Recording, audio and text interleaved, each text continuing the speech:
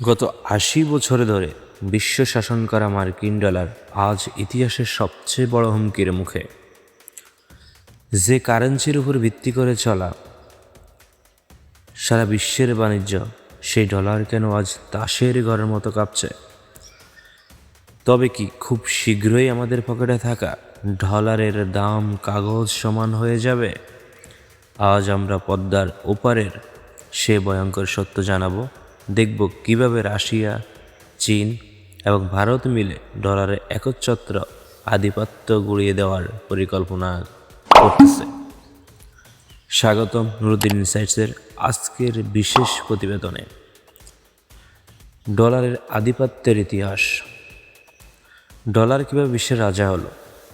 দ্বিতীয় বিশ্বযুদ্ধের পর 1946 সালে ব্রেটন উডসের চুক্তির মাধ্যমে ডলারকে বিশ্বের প্রধান রিজার্ভ কারেন্সি করা হয়।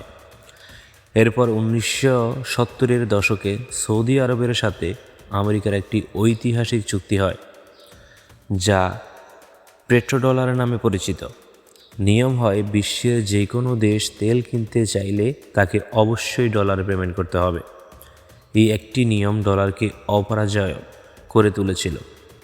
কিন্তু দীর্ঘ 50 বছর পর সেই চুক্তির মেয়াদ এখন শেষ, আর এখান থেকেই শুরু হয়েছে ডলারের পতন। কেন ডলারের পতন শুরু হলো? ডলারের এই সাম্রাজ্যে প্রথম পাটল ধরে রাশিয়া ইউক্রেন যুদ্ধের পর।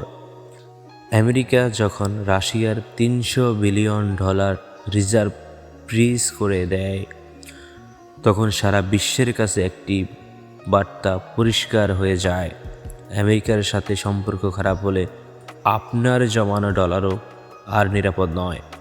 এরপরে শুরু হয় ডলারাইজেশন বা ডলার বর্জনের হিড়িক। চীন এখন ব্রাজিল এবং রাশিয়ার সাথে নিজস্ব মুদ্রায় লেনদেন করছে।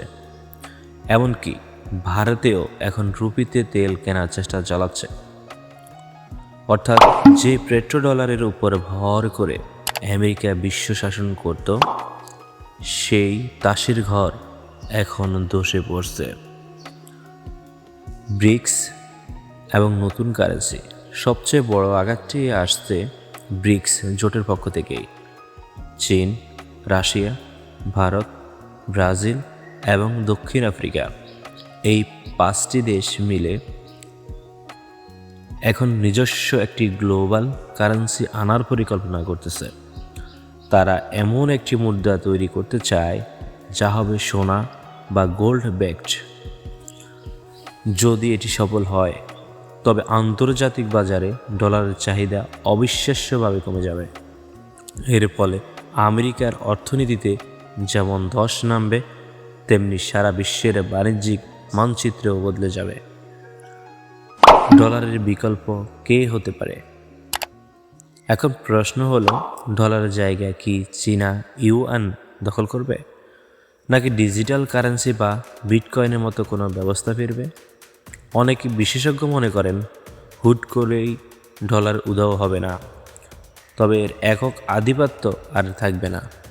বিশ্ব এখন একটি মাল্টি কারেন্সি সিস্টেমের দিকে যাচ্ছে, যেখানে কোনো নির্দিষ্ট একটি দেশ আর ছড়ি ঘুরাতে পারবে না।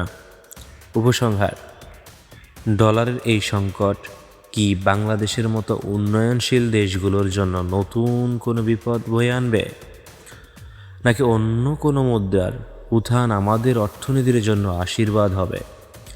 কারেন্সি যুদ্ধের এই ঢামাডোলে আপনার জমানো টাকা কতটা নিরাপদ বলে আপনি মনে করেন? আপনার মূল্যবান মতামত আমাদের কমেন্ট বক্সে জানান। ভিডিওটি ভালো লাগলে একটি লাইক দিন এবং চ্যানেলের সাথেই থাকুন। আজ এখানেই বিদায় নিচ্ছি। বিদায় নেওয়ার পূর্বে একটি প্রশ্ন: আপনি কি চান ডলারের সাম্রাজ্য ছিন্ন ভিন্ন হোক? কমেন্টে জানান। আল্লাহ হাফেজ।